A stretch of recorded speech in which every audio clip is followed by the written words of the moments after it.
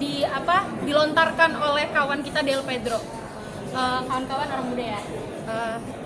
Orang muda semakin ditekan semakin melawan. Sekali lagi, orang muda semakin ditekan semakin melawan. Ini anaknya Syahdan Hussein, bebaskan ayahku. Harusnya tidak bisa main, tidak kehilangan ayah dengan penangkapan yang tidak prosedural. Bebaskan ayahku, lepaskan ayahku. Bebaskan Syahdan, bebaskan Syahdan, bebaskan Syahdan. Kawan-kawan. Oke, bismillahirrahmanirrahim. Assalamualaikum warahmatullahi wabarakatuh. Waalaikumsalam. Alhamdulillah hari ini kita bersama Mas Indro Cahyono, aktivis 7778 yang namanya sangat dikenal lah di dunia pergerakan. Dan juga nggak kita lupakan juga yang luar biasa, Bang Jumur Hidayat, Ketua Buruh ya Bang ya, SPSI Bang ya? Nggak tahu lah gue. Melawan segala bentuk kesaliman. Nah,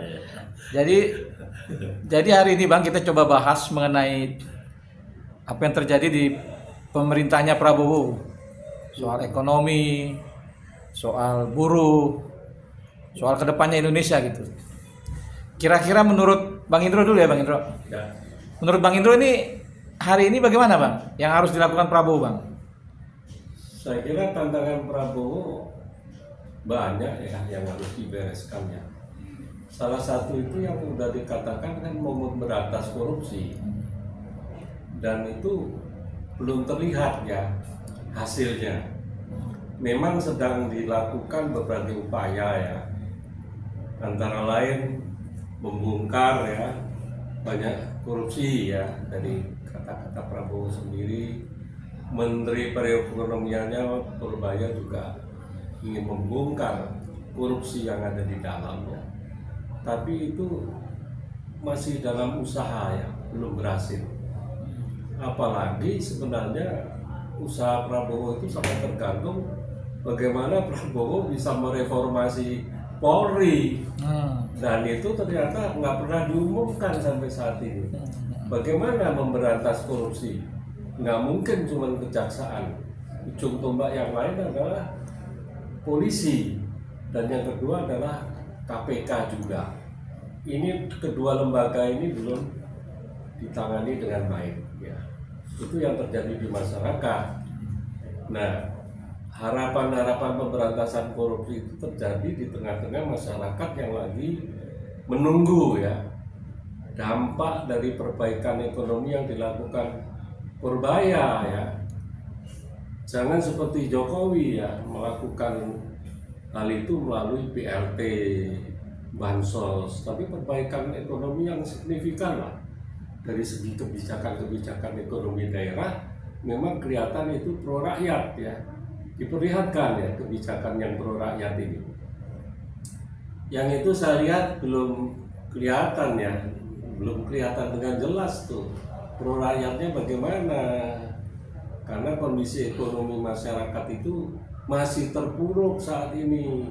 Tabungan masyarakat terus terkuras, minus, yang cari duit juga sulit, sedangkan pengangguran di mana-mana juga belum diatasi ya dengan janji-janji membuat kesempatan kerja yang besar itu. Kalau itu sudah dilakukan ya, perbaikan kesempatan kerja ya, pertumbuhan ekonomi terjadi, dan hambatan-hambatan dari konglomerat ya atau oligarki itu dihilangkan, insya Allah itu bisa terjadi perbaikan pada masyarakat. Tapi itu kan secara struktural masih belum dilakukan kan. Polisinya masih begitu, birokratnya belum ditindak dengan baik, ada penggantian menteri, kita masih sanksi. Menteri-menteri yang diganti ini mau pro rakyat atau mau sekedar mengisi jabatan. Jadi itu semua yang saya lihat masih jadi PR ya, yang harus segera dijawab oleh Prabowo ya. Oke, kalau Bang Jumur nih kira-kira bagaimana Bang? Apalagi melihat buruh hari ini, kita juga prihatin juga Bang dengan kondisi ekonomi yang masih belum bergerak gitu loh Bang.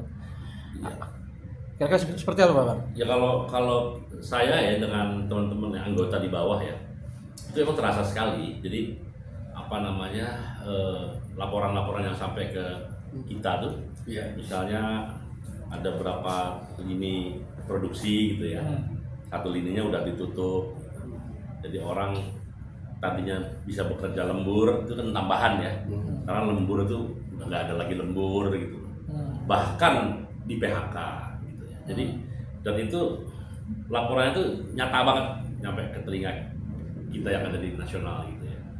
Nah ini problem memang, karena problem itu daya beli masyarakat itu yang tadi merosot. Mas Indro bilang tadi apa namanya tabungan udah makin merosot, apa ya, nanti kan daya belinya udah nggak ada lagi gitu loh, nggak kuat lagi. Nah ini yang jadi problem. Nah sekarang intinya begini, sih kalau menurut saya ya, seberapa cepat ini sekarang bangsa ini bisa mengisi dompet-dompet orang yang udah mulai frustrasi gitu ya. Iya kan? Termasuk orang di PHK, orang yang nggak ada pekerjaan. Kelas menengah juga. Kelas menengah kan pernah drop sampai 10 juta. Iya. Dari 57 juta drop tinggal 47 juta. Kelas menengah di zaman Jokowi ya. Terakhir 2004 itu. Jadi itu dari kelas menengah menjadi rawan miskin. Nah itu dikit lagi ya udah jatuh miskin. Dan pekerja informal sekarang meningkat. Sekitar 60% lebih lah itu pekerja informal. Jadi harusnya kan terbalik tuh, kalau negara bangsa yang sehat ya, itu terbalik, yang formal yang mayoritas gitu. Dan ini kecenderungannya bukan kecenderungan justru informal yang makin banyak, karena orang terlempar dari dunia yang formal yang resmi, PHK apa akhirnya jadi ojek online atau apalah begitu ya. Nah ini yang menurut saya ini memang tanda-tanda yang harus segera diakhiri sebetulnya. Nah kalau dari obrolan yang dengan beberapa teman-teman memang kita seperti banyak orang tuh ini nggak sabar gitu loh. Iya. Baru setahun mas gitu mas, nggak sabar, orang udah mau marah-marah aja gitu ya. Jadi ada penjelasannya, ada penjelasannya. Nggak sabar itu memang barangkali karena 10 tahunnya pelan-pelan dibikin susah sama Jokowi gitu loh. Dibikin susah sama Jokowi, gitu, kalau ibarat orang kebanjiran gitu ya. Ini orang dari mulai kaki, lutut sampai leher, sampai dada. Nah, pas udah 10 tahun, terus udah sampai di sini gitu, di mulut gitu loh, banjir gitu loh. Nah, ini tinggal meleng dikit, nah itu loh. Pemerintahan meleng sedikit ya atau lalai sedikit aja, Kelelep ya. dia kelelep. Nah, ini yang problem memang harus segera. Jadi kerjanya yang harus keras dan cerdas. Kita udah punya satu Purbaya lah, ada keberanian ya. Tapi tetap delivery-nya ditunggu, delivery yang memang sekarang sudah ada kelihatan delivery ya, ada lah.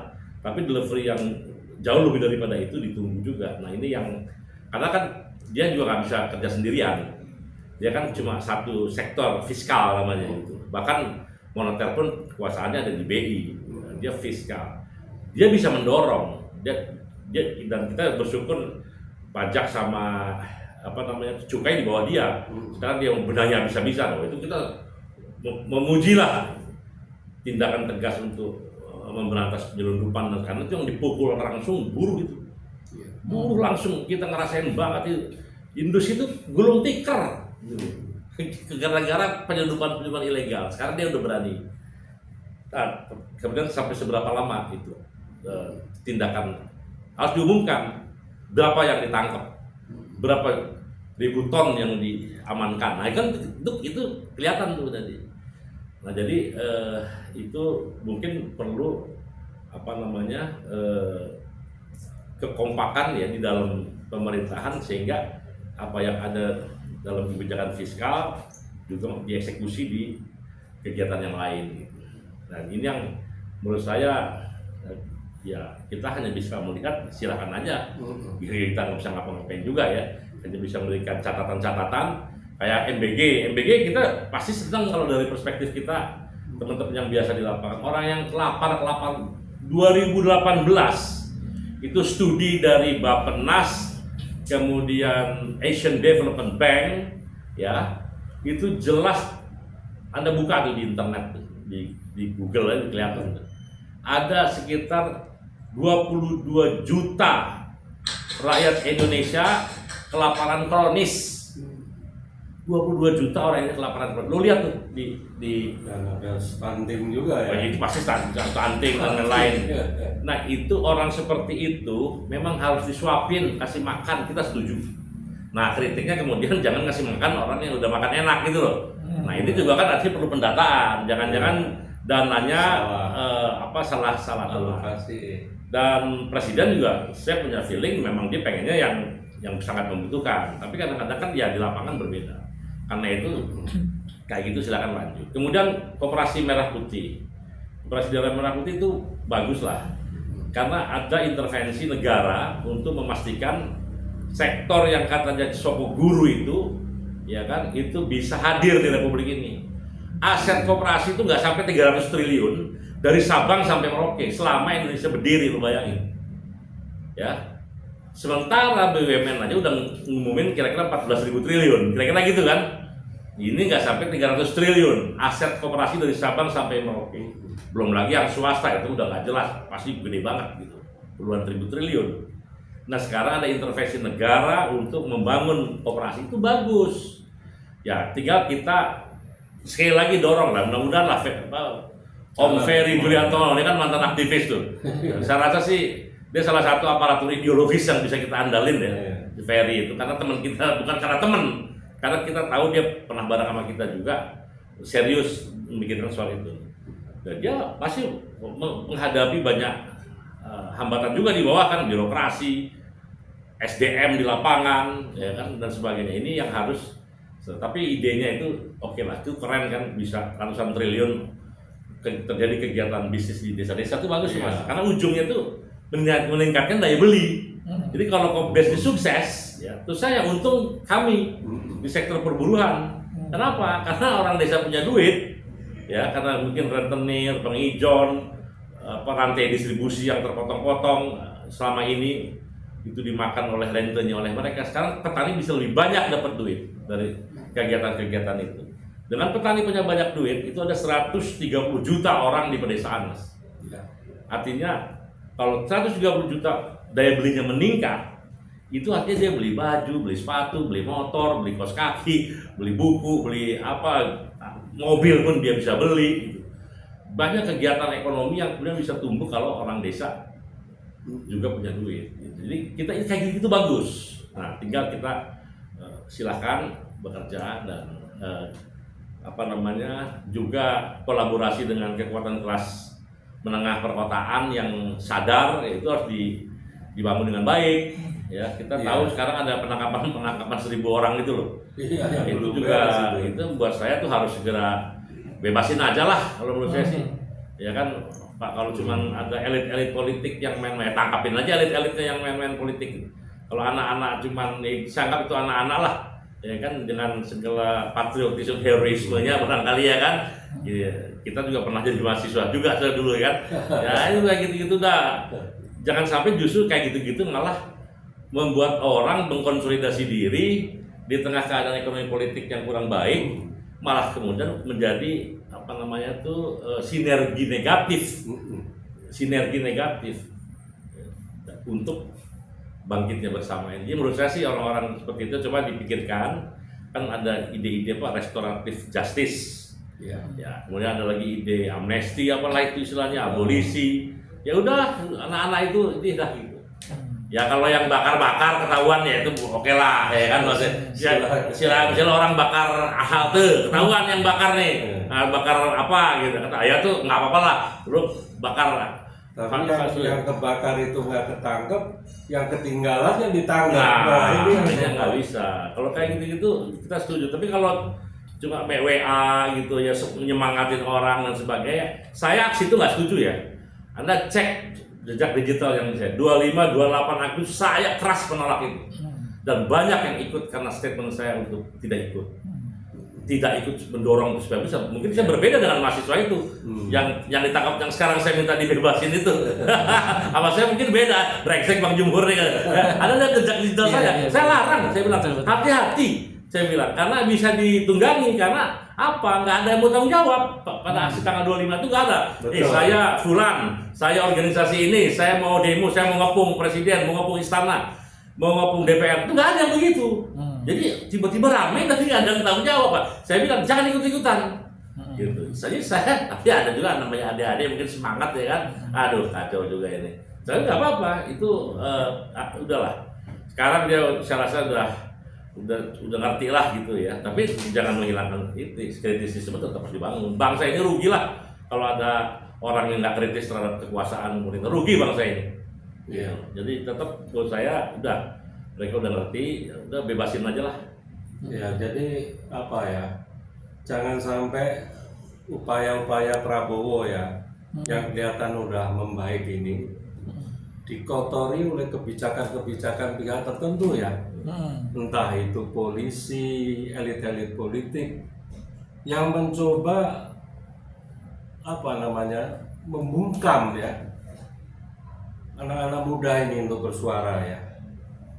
Kayak di Nepal kan kejadiannya begitu. Di balik pertumbuhan ekonomi di Nepal ternyata ya itu banyak penanganan yang salah ya terhadap demokrasi. Medsos dilarang. Ini kan sebenarnya semi-semi membungkam medsos ya. Dengan mengawasi WA, dengan polisi cyber, TNI juga bikin cyber. Itu ujungnya nanti bisa seperti Nepal loh. Itu berontak banget itu genset itu. Oleh karena itu perlakuan ya penahanan yang didasarkan pada akun-akun ini harus dihilangkan ya. Tidak bisa dijadikan dasar ya. Sedangkan akun-akun milik oknum-oknum ya itu nggak diapa-apain ya. Padahal udah dilaporkan Tempo, udah banyak laporan tentang itu. Jangan sampai orang-orang yang ditahan ini hanya sebagai kambing hitam ya untuk menutupi skenario kelompok-kelompok tertentu ya politik ya yang menunggangi kerusuhan kemarin gitu ya. Itu saya kira kita harus apa namanya cegah hal itu, artinya upaya kontraproduktif ya dari rezim Prabowo sendiri harus dihilangkan ya dari dalam. Saya kira itu. Rasa belum mantap itu apa lagi Mas? Banyak, masih banyak Pak. Oh, jangan kebanyakan maghrib nih. Lagi ya. Oke. Apa lagi? Iya. Iya. Kira ini Bang. Saya kan ini tadi kita bicara sedikit soal penangkapan mahasiswa Bang. Saya ada di situ. Iya. Iya. Jadi kalau menurut saya mereka ini Bang semakin ditekan semakin melawan. Sembunyiannya itu. Nah, semuanya itu. Jadi kalau menurut saya ini berisiko sekali untuk Pak Prabowo Bang. Kalau mereka konsolidasi Bang, wah bisa nanti yang diturunkan itu bukan Gibran lagi Bang. Jadi menurut Abang ini terhadap Pak Prabowo Bang dan orang sekitarnya Prabowo, bagusnya bagaimana Bang? Kenapa takutin dia? Bukan aku ini. Takutin.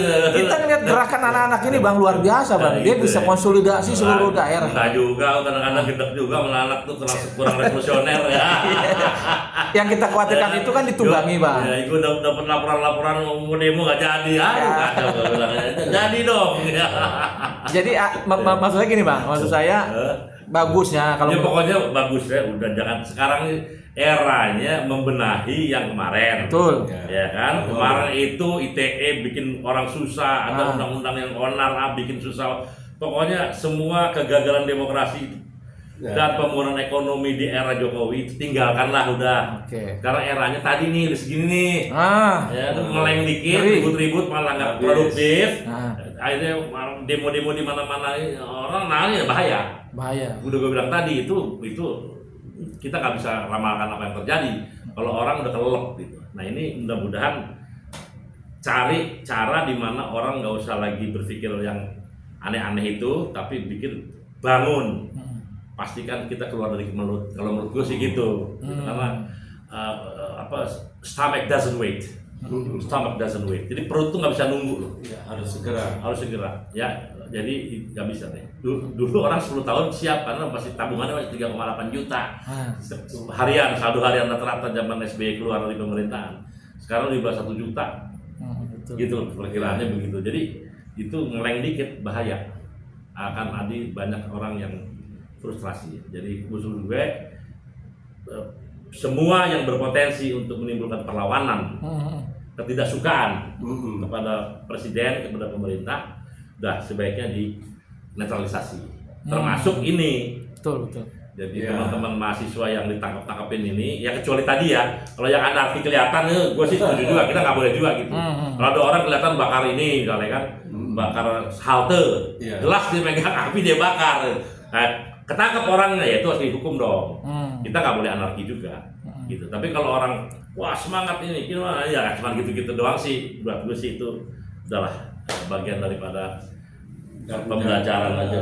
Jangan sampai nggak bisa nangkep yang bakar, orang-orang yang bengong-bengong itu yang ketinggalan yang ditangkapin Iya. semua. Karena gue ngalamin juga kayak gitu. Ya kan gue juga gara-gara main Twitter gue ditangkap lagi sama si Jokowi itu. Aduh ya. Gitu loh kira-kira Jadi gitu loh. jangan bermain-main dengan medsos saat Iya. ini ya. Oke bang, satu lagi bang. Sampai Ini tadi maghrib. buntutnya tadi udah ngomong Jokowi, ada nama Jokowi. Apa itu? Jadi kalau denger Jokowi ini kayak kurang enak kalau nggak dibahas sedikit bang. Apa sih? Ini masalah kereta cepat menurut abang bagaimana bang?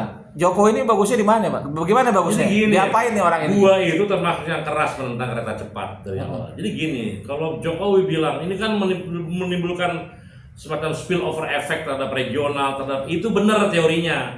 Tapi bisa gue balik, kenapa bangunnya Jakarta Bandung? Ah, Kenapa lo nggak bangun di Kalimantan? Kenapa kalau nggak bangun di kereta api di Sumatera? Kenapa lebih banyak lagi ya? Itu pertanyaannya dengan uang yang sama. Dan itu akan menimbulkan kegiatan ekonomi jauh lebih bagus bagi masyarakat yang lebih tertinggal secara ekonomi pembangunannya. Kenapa Jakarta Bandung yang begitu udah maju? Ada sekitar 10 mode transportasi Jakarta Bandung. Dan markamnya 300% dong. Ya, ada markup. Ya. Ada katakanlah ada markup di situ. Kemudian negara harus bayar tiap tahun. Nggak fair dong. Kalau negara harus bayar jalan kereta api di Kalimantan misalnya, di Sumatera harus bayar itu. Iya. Kayak begini juga lah misalnya, karena negara bangun kereta api harus bayar. Nggak apa-apa, gue rela. Tapi kalau bus yang naik orang kaya, orang berduit, nah duit kita dipajakin suruh bayar. Emang gue nggak rela bos. Kita nggak rela juga. Rakyat yang nggak diberi akses kereta cepat harus bayar pajaknya. Iya, iya. Jadi itulah intinya. Jadi buat gue sih dia harus tetap diusut.